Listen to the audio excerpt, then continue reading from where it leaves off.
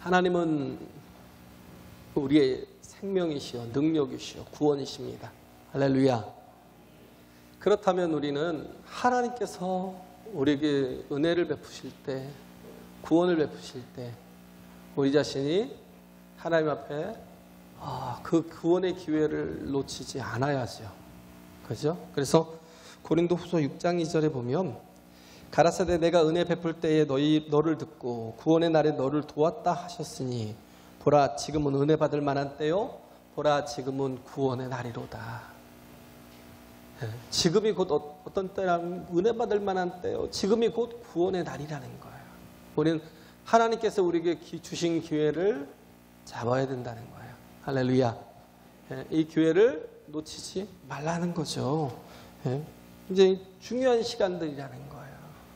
우리가 이때가 아니면 더 이상 하나님을 만나지 못할 그런 순간이 다가올 수도 있다라는 거예요. 그렇기 때문에 내게 은혜를 주실 때, 내게 구원을 베풀어 주실 때 그걸 잡아야 된다는 거죠. 그래서 이 기회라는 것은요 아무나 받는 게 아니에요. 준비된 자가 받는 거죠. 예수님께서 지금 사마리아와 갈릴리 사이로 지나서 예루살렘을 향해 가시는 거예요. 이 가시는 길은요 마지막 길이십니다. 더 이상 갈릴리로 부활하신 후에 돌아오시긴 하시죠. 그죠? 갈릴리로 돌아오셔서 제자를 만나시는데 지금이 예수님이 공생애를 또 사시는 마지막 그 길을 가시는 거예요. 십자가의 길을 가시는 그 마지막 길에 이렇게 준비된 영혼들, 이 시간이 아니면 더 이상 언젠간 또 만날 수 있을 거야. 예수님은 나이가 33살밖에 안 되셨는데 또 오시겠지. 그렇게 생각할 수 있어요. 왜? 우리가 하나님의 뜻을 모르니까. 하나님의 뜻을 모르니까. 그러니까 뭐예요? 우리에게 다시 없을 기회를 놓쳐버릴 수 있다고요. 그잖아요. 그래서 살아가면서 부모와 자식 간의 관계 속에서도 놓치지 말아야 될 게 그런 것들 같아요. 우리가 함께하는 시간들. 가장 귀한 시간들인데 저도 그러고요. 참 많은 시간들을 참 많이 놓쳤다라는 그죠? 굉장히 사랑하고 또 서로를 아끼는데 근데도 불구하고 함께 하는데 인색한 그런 때가 있어요. 그러나 우리가 그 시간들이 또 영원할까요? 그렇지 않다는 거예요. 우리가 두고두고 후회할 수도 있어요. 두고두고 후회할 수도 있고 그렇기 때문에 내게 만약에 선택할 기회가 있는 동안에 우리는 자꾸 후회 속에서 살아가죠. 지나간 과거를 후회하고 또 후회하고 그러지 마시고요. 우리에게 주시는 기회를 잡아야 돼요. 할렐루야. 기회를 잡아야 돼요. 제가 그 LA 그 앞에 그 산프란도 비치 그 말리부 거기서부터 말리부 해안까지 쭉 올라가는데 보면 항상 이렇게 많이 물속에 바닷가에 이렇게 떠 있는 사람들이 있어요. 이게 보트 이게 뭐죠? 그 하나 타고 서핑하는 윈드 서핑하는 사람들. 그 사람들이 파도를 기다리는 거예요. 계속 오랜 시간 기다려요. 계속 저으면서 기다리고 또 기다리고 아무 파도나 타지도 않아요. 정말 왔다라고 싶으면 그때 막 정신없이 막 젖어가지고 더 깊이 들어가서 그 파도를 타고 들어오는 거죠. 준비된 사람이 아니면 우리가 보면 기회를 얻지 못해요. 거의 대부분이 그래요. 내가 작정하고 결심하고 준비하지 않으면 그 기회는 다시는 오지 않는 거예요. 여기서 보면 이들도 마지막 기회였죠.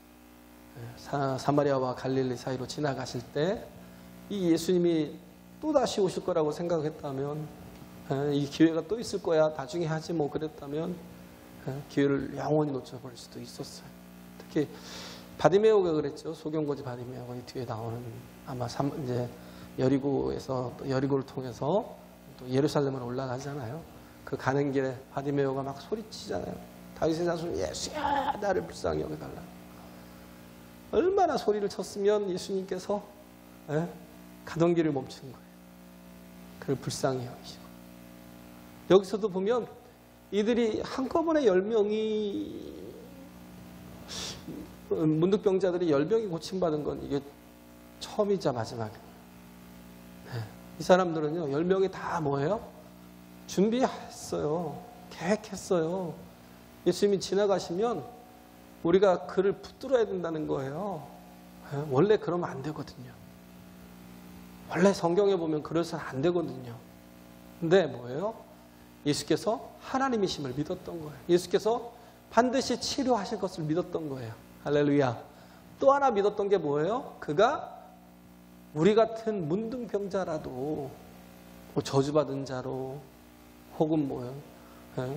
정말 하늘에 또 재앙을 받은 자로 이렇게 죄인처럼 취급하지 않으시고 반드시 우리를 불쌍히 여기고 긍휼히 여기시고 고쳐주실 거야 라는 그런 확신이 있었던 거예요.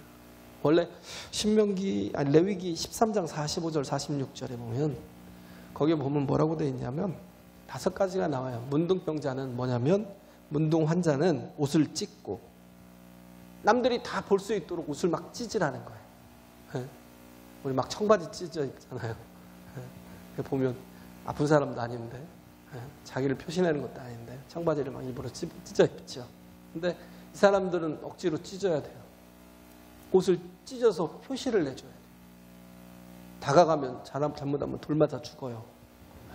전염이 될 수 있다고 돌 맞아 죽습니다. 부정하다고 죽어요. 그래서 옷을 찢고 머리를 풀래요. 머리를 다 풀어헤쳐야 돼요. 머리를 풀며 또 윗입술을 가리고 윗입술을 가리우고 외치라는 거예요. 항상 사람들이 지나가면 부정하다 부정하다. 자기 정체성을 그렇게 외치는 게 얼마나 정말 부끄러운 일이고 얼마나 한탄스러운 일이에요. 누가 문둥병에 걸리고 싶어 걸리겠어요? 그잖아요?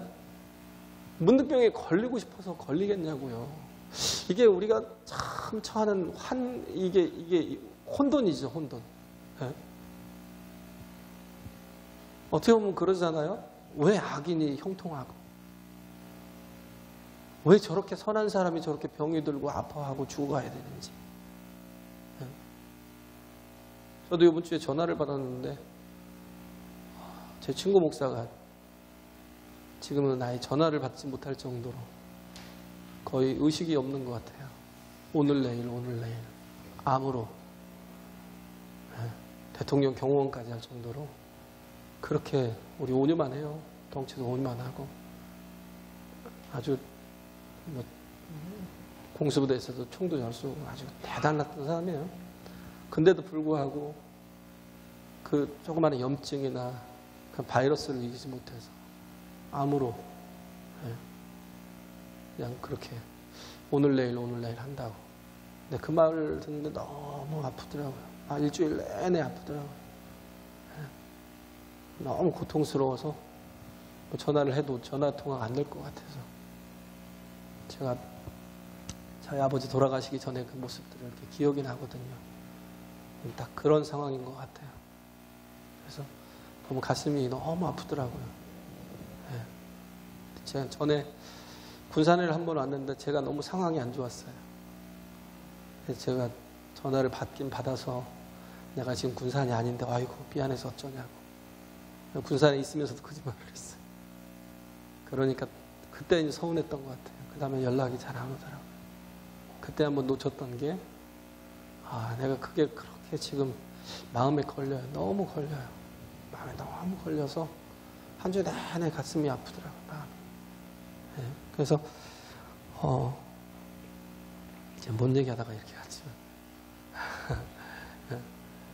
우린 주님이 우리에게 주시는 기회들을 놓치면 안 돼요. 잡아야 돼요. 할렐루야. 특히 10명이잖아요. 10명. 그죠? 이들은 계획하고 준비하고 있었어요. 주님이 지나가시는 것을 결코 이 시간을 놓치면 모든 걸 다 놓치는 거예요.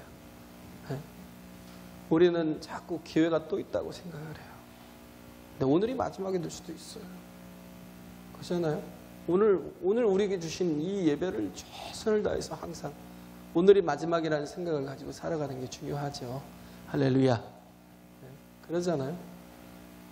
우리가 가치 있는 날로, 은혜의 날로, 구원의 날로 변화시켜 갈 필요가 있다라는 거예요. 그래서 이 기회를 잘 잡아야 되고요.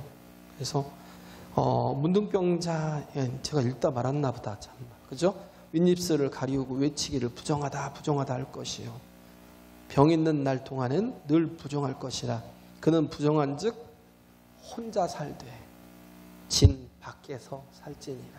그러니까 뭐예요? 가족들로부터 혹은 사회에서 완전히 소외를 당하는 거예요. 완전히 소외를 당하는 거예요. 우리가 그런 걸 느낄 때가 있죠. 자꾸 나이를 먹어가니까 느끼는 게 소외감. 소외감을 느끼잖아요. 그죠? 또 뭐 돈이 자꾸 이렇게 없으면 또 소외감도 많이 느끼고. 저도 되게 많이 느껴요. 소외감을. 그런 게 다 누구에게나 다 있을 거예요. 그런데 우리가 주기도문 하잖아요.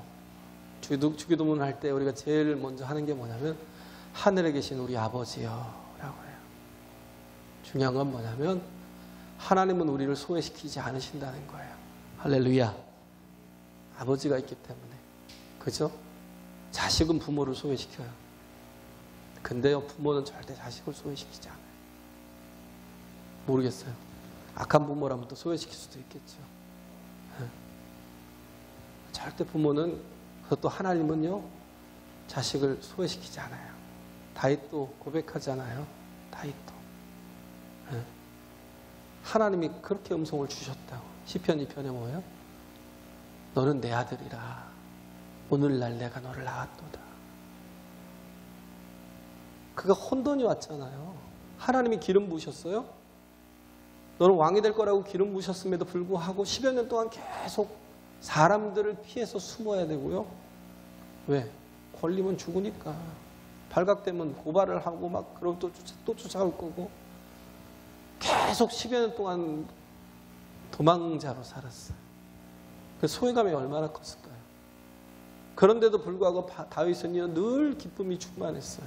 왜냐하면 하나님이 그에게 확신을 늘 주시니까. 할렐루야. 너는 내 아들이라. 오늘날 내가 너를 낳았다는 거예요. 이 온 세상이 다 너를 소외시킬지라도 나는 결단코 너를 소외시키지 않아. 문둥병이 얼마나 진짜 정말 굉장히 외로운 병이잖아요. 아픈 것도 서러운데 가족들조차도 볼 수 없는, 자기 자신을 스스로가 소외를 시켜야 되는, 자신을 스스로가 죄인처럼 부정하다 부정하다 외쳐야 되는 이런 상황 속에서 우리가 참 이해가 안 되잖아요. 혼돈스럽죠. 왜 이런 병이 내게 있는지, 내가 무슨 죄를 얼마나 졌다고. 요한복음 9장에도 보면 나오잖아요. 안진뱅이였던가요? 뭐 소경이었던가요? 갑자기 또 생각했네. 저 사람이 무슨 죄로, 누구의 죄로? 부모의 죄입니까? 저 사람의 죄입니까? 누구의 죄 때문에 저렇게 구걸만 하고 살아가냐고. 예수님 뭐라고 그래요? 그게 아니야. 예수님을 만나면요, 한순간에 모든 의문들이 다 사라져요. 할렐루야. 그래서 주기도문에 보면 또 나오잖아요. 나라 임하옵시고. 나라가 임하는 게 뭐예요? 하나님의 뜻이. 메타디스코스. 하나님이 거대 담론이. 그치? 우리가 정말 얼마든지 이제는 뭐예요? 하나님의 그 큰 뜻을 얘기할 수 있어요. 혼돈이 없어요. 아니야, 지금 저가 하나님의 영광을 보기 위함이야 라고.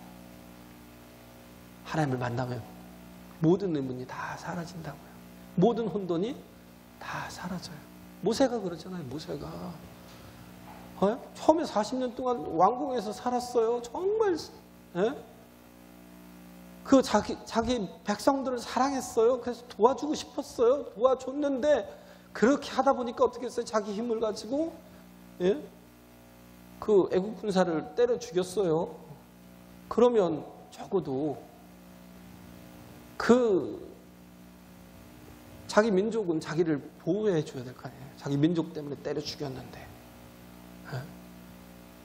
그런데도 불구하고 민족조차도 외면하는 거예요. 야, 네가 어제는 애국 군사를 죽이더니 이제는 또 우리를 죽이려 하니? 이러고 달라드는 거예요. 그때 막 느꼈던 그 배신감이 얼마나 컸겠어요. 도대체 이게 뭘지? 하는 생각. 그런데 그 생각을 가지고 뭐 어떻게 했어요? 40년 동안요, 계속 숨어서 지냈어요. 광야에서. 도망가서. 양치기로 살았어요. 그러면 생각할 때 어떻게 해요? 도대체 이게 뭐냐라는 거예요. 왜 이렇게 혼돈스럽지? 그런데 하나님께서 성경을 통해서 한 사람의 일대기를 쭉 보여주시는 게 뭐냐면 그게 뭐예요? 하나님이 훈련시키는 경우였어라는 거예요. 욥기 23장 10절에 있는 말씀. 내 길을 그가 아시나 나의 달려갈 길을 그가 아시나니 그가 나를 단련하신 후에 나를 정금같이 나오게 하실 거야. 할렐루야.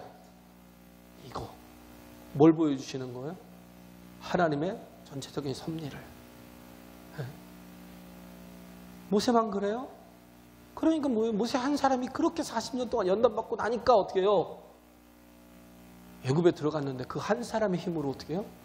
애굽의 왕 바로를 다 굴복시키고 200만이 넘는 바로의 재산 혹은 뭐 애굽의 재산이었던 종되었던 그 이브리 민족, 히브리 민족들을 다 끌고 나오잖아요.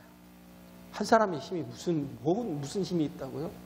근데 하나님께서 그렇게 연단시키는 40년 동안의 그 시간들을 통해서 철저하게 하나님을 의지하고 순종하니까 그러니까 어떻게 해요? 그 백성들을 다 이끌어내는 지도자로서 능력 있는 지도자로서 구원의 또 정말 구원자로서 그 귀한 일들을 감당하더라는 거예요. 할렐루야. 요셉도 마찬가지잖아요. 요셉은 안 그래요? 요셉도 보면 얼마나 기구한 운명이에요. 형들한테 팔려가서 아버지가 그렇게 사랑했는데 그게 질투가 나가서 형들이 그를 팔아버렸어요. 다른 사람도 아니고 형들이. 그러니 얼마나 그 인생에 막 좌절이 있고 혼돈이 있고 혼란이 있고 막 고통이 있을 거예요. 그런데도 불구하고 그가 어떻게 했어요? 평안했던 거예요. 오히려 그가 더 열심을 내서 자기의 주어진 모든 삶을 더 기쁘게 살고요, 복되게 살고요, 또 형통한 그 주인을 형통하게 하는 일에 쓰임을 받았다는 거예요. 그 주인이 가만히 보디발이 보니까 어떻게 해요? 저에게 하나님이 함께 하셔서 저를 저렇게 형통하게 하니까 우리가 이렇게 복을 받는구나 하는 걸 느낄 정도로. 그래서 모든 일들을 다 그에게 맡길 정도로, 가정 충무로 맡길 정도로 그를 신뢰했어요. 간신히 이제 막 사람답게 살려고 일어났는데 그 아내가 또 어떻게 해요? 나랑 같이 자자 하다가 그걸 거부하니까 저가 나를 겁탈하렸다고 또 모함해갖고 감옥에 보내잖아요. 이해가 돼요? 인생이 너무 기구해도 너무 기구한 도대체 이해가 안 되는. 근데 요셉은 뭐예요? 다 알고 있는 거예요. 하나님께서 왜? 이미 전에 꿈을 주셨기 때문에. 꿈꾸는 자였어요. 그 어떤 상황에서도 노예의 삶을 살 때도 죄수의 삶을 살 때도 결코 절망하지 않은 거예요. 왜? 하나님의 그 모든 섭리를 다 신뢰하고 있었기 때문에. 할렐루야. 그러니까 하나님께서 애굽의 총리 대신으로 세워서 온 열방을 복되게 하는 일에 사용하잖아요. 처음에는 모르죠. 굉장히 혼돈이 오고 혼란이 오고 이게 뭐지? 하는 생각이 들고. 그 이들도 운명이 얼마나 기구해요. 그런데 이들이 어떻게 했어요? 예수님을 만나니까 하나님의 은혜를 받고 긍휼의 여기심을 받고 치유를 받잖아요. 할렐루야. 이들이 뭐예요? 성경에 기록될 정도로 거룩한 역사 속에서 하나님을 만나잖아요. 이들이 하나님 앞에 구했던 게 뭐예요? 우리를 불쌍히 여겨달라고 소리를 높여 가로되 예수 선생님이여 우리를 긍휼히 여기소서. 우리를 긍휼히 여겨달라는 거예요.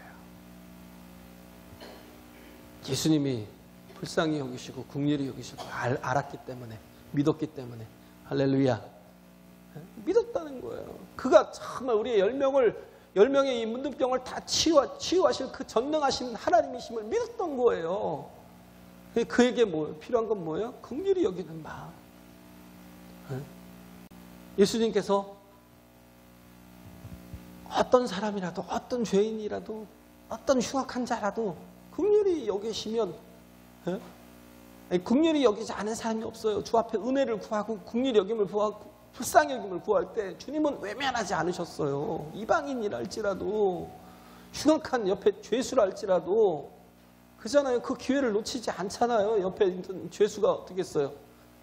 같이 십자가에 달렸을 때 주여 주의 나라에 임하실 때 나를 기억하소서. 그 정말 긍휼히 여겨달라는 그 믿음의 믿음의 그 간구를 예수님이 들으시잖아요. 네가 오늘 나와 함께 낙원에 있으리라. 예수님은 절대 불쌍히 여겨달라고, 긍휼히 여겨달라고 찾아오는 사람을 외면하지 않으신다는 거예요. 할렐루야. 그렇기 때문에 우리가 해야 될 건 기도예요. 그 기도에 인색하고 기도할 시간을 갖지 못하는 건 어리석은 거예요. 우리는요, 모두가 다 기도하는 사람이어야 돼요. 왜? 하나님은 우리를 사랑하시기 때문에. 할렐루야. 네? 긍휼히 여겨달라고. 네? 그러니까 뭐예요? 예수님이 보시고 가라사대 제사장들에게 너희 몸을 보이라 하셨더니 저희가 가다가 깨끗함을 받은지라. 참 특이한 게 이거예요. 네? 처음엔 믿음으로 주님 앞을 찾았어요. 구했어요. 뜨겁게 구했어요. 그죠? 주님 앞에 구할 때 예수님께서 바로 치료하지 않으셨어요. 가라는 거예요. 제사장에 가서 너희 몸을 보이라는 거예요. 근데 그들이 들어가면 큰일 나거든요. 아니, 먼저 치료를 해주셔야 우리가 가지요. 치료를 안 해주셨는데 우리가 가다가 돌 맞아 죽을 일이 있냐고. 근데 이들이 믿었을 뿐만 아니라 어떻게 했어요? 순종했어요. 할렐루야. 순종하고 간 거예요. 그잖아요. 예수님께서 그 실로암 못에 가서 씻으라고 그 진흙을 이겨가지고, 진흙을 그 침 뱉어갖고 이겨가지고 그 소경의 눈에 바르시고는 실로암 못까지 보내시잖아요. 치료되지 않았지만 순종해서 가잖아요. 가서 눈을 씻을 때 어떻게 해요? 치유되더라는 거예요. 할렐루야. 뭔가 이적과 역사를 먼저 경험해야 되는 게 아니라 먼저 믿고 순종하라는 거예요. 예수님이 가나 혼인잔치에서도 그러잖아요.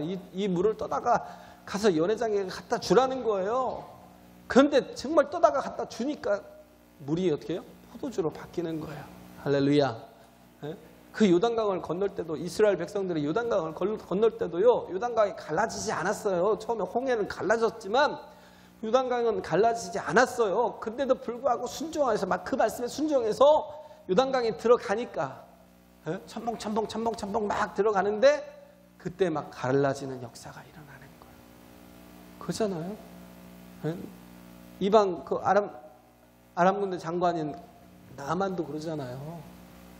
엘리사가 얼굴도 보여주지 않고 뭐 치료는 손을 얹고 기도도 해주는 건커녕 얼굴도 보여주지 않고 가서 요단강에 가서 7번 씻으라고 그러니까 기분 나쁜데, 근데도 뭐예요? 그 명령에 순종했어요. 7번 다 씻고 나오니까 그 몸이 깨끗해지더라는 거. 할렐루야. 그렇잖아요. 그런 일들이 너무나 많잖아요. 중요한 건 뭐예요? 믿고 순종하는 거. 여리고를 돌 때도 마찬가지고 믿고 순종하는 거.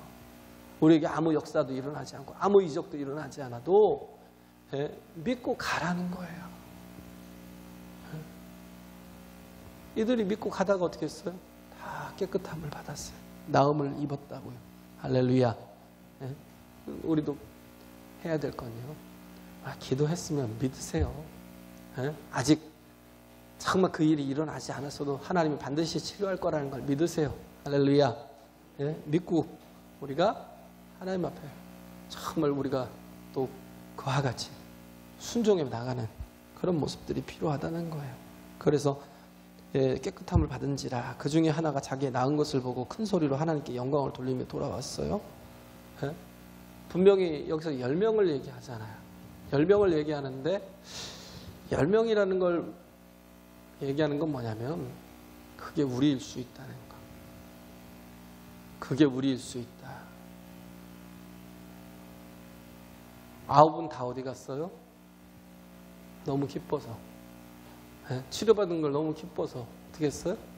빨리 간 거예요. 제사장에게 가서 보이고 어떻게 해요? 빨리 집으로 돌아가려고. 그들에게는 더 이상 그의 몸이 다 치유되고 난 뒤에는 예수님이 필요하지 않았던 거예요. 잠시라도 돌아와서 막 같이 기뻐하고 하나님께 영광을 돌리고 그 기쁨을 같이 나누면서 또 하나님 앞에, 주님 앞에 또 감사하는 마음으로 그렇게 자기의 믿음을 또 드릴 때 이때 뭐가 일어나요? 육체의 구원뿐만 아니라 영혼의 구원을 받는 거예요. 할렐루야.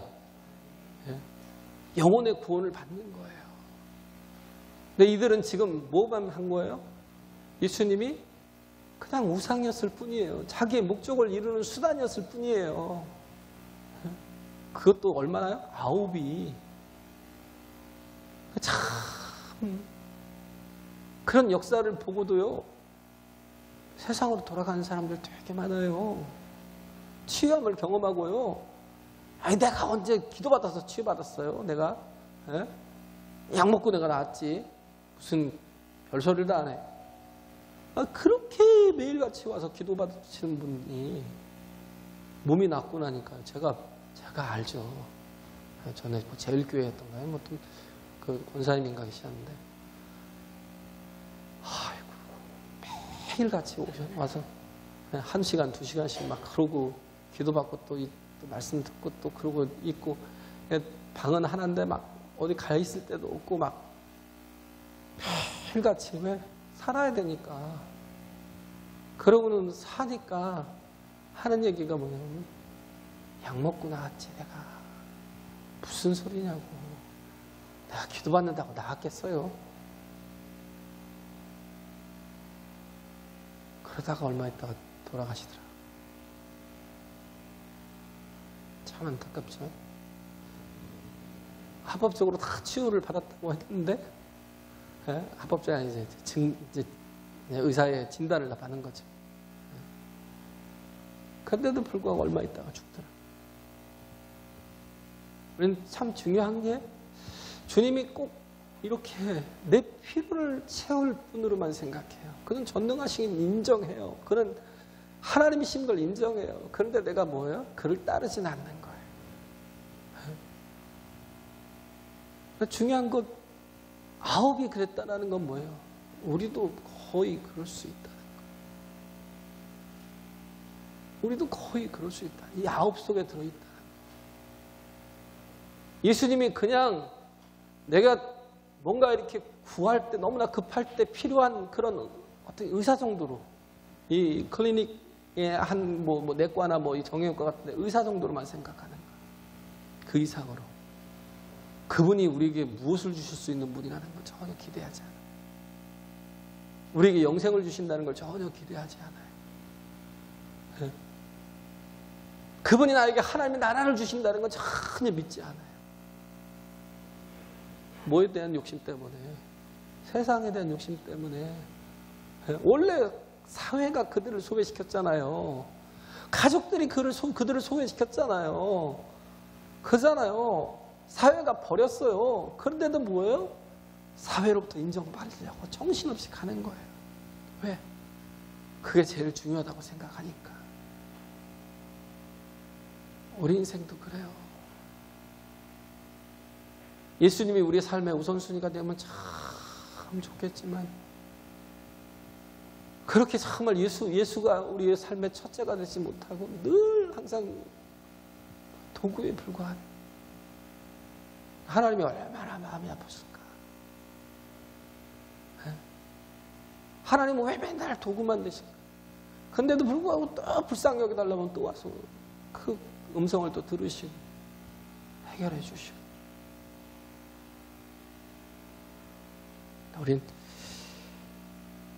우리의 삶이 좀 바뀌어야 돼요. 우리의 믿음이 온전히 성숙해지기 위해서는 우리가 감사하는 삶을 살아야 돼요. 할렐루야. 감사로 가야 돼요. 그게 뭐냐면 하나님과의 관계가 회복이 되는 거예요. 할렐루야. 우리는 다, 이 보면 원래 또 이들은 다 뭐예요? 그냥 문득병자들이었어요. 이 9대1로 나눠지는 게 뭐였어요? 치유되고 나니까. 하나는 뭐예요? 사마리아인, 나머지는 유대인. 근데 너무 아프다 보니까 사회로부터 막 무시당하고 소외당하고 격리당하다 보니까 이들이 뭐예요? 그냥 나눠진 건 뭐냐면 건강한 사람들과 병든 사람. 그죠? 전에는 유대인과 사마리아인으로 나눠져 있잖아요. 건강할 때는. 그죠? 그래서 사마리아인을 개처럼 취급했어요. 그런데 똑같은 문둥병이 걸리니까 개처럼 취급해요? 그냥 같은 문둥병자예요. 왜? 어차피 유대인이 사회 속에서 소외된 사람들이니까. 그러니까 같이 함께 의지하고 같이 함께 뭔가를 또 얻어먹고 먹으면 또 나눠주기도 하고 그렇게 함께 살다가 치유가 되니까 어떻게 해요? 유대인과 사마리아인으로 딱 갈라져 버리는 거예요. 야, 우리는 유대인이야. 너는 사마리아인이고. 그래서 뭐예요? 9은 유대사회로 돌아가고 사마리아인은 뭐 제사장에게 볼 필요가 뭐 있어요? 깨끗하게 받았으면. 급할 게 없잖아요. 유대인들은 제사장에 가서 보이라고 하잖아요. 레위기 13장에 보면 가서 보이라는 거, 내 몸을 보이고 그들의 진단을 받으라는 거예요.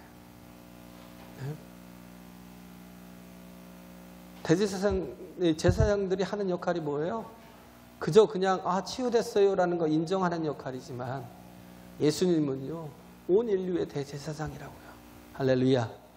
그 앞에 돌아가면 뭐예요? 그 앞에 돌아가면 너의 죄 사함을 받았어. 그래서 네 믿음이 너를 구원했어 하고 인정해 주시는 거예요. 할렐루야. 얼마나 큰 차이인데. 예수님을 정말 진정으로 바라보지 못하는 이런 정말 약한 믿음 가지고 살아가는 동포 여러분, 제발 우리가 이제는 자다가 깰 때예요. 이 기회를 놓치면 안 된다고요. 할렐루야. 하나님을 온전히 붙들고 신뢰하고 그만이 나의 구원이라고, 나의 생명이라고, 내가 의지할 뿐이라고 우리가 인정하고 주를 위해 살아가는 저와 여러분 되시길 간절히 바랍니다.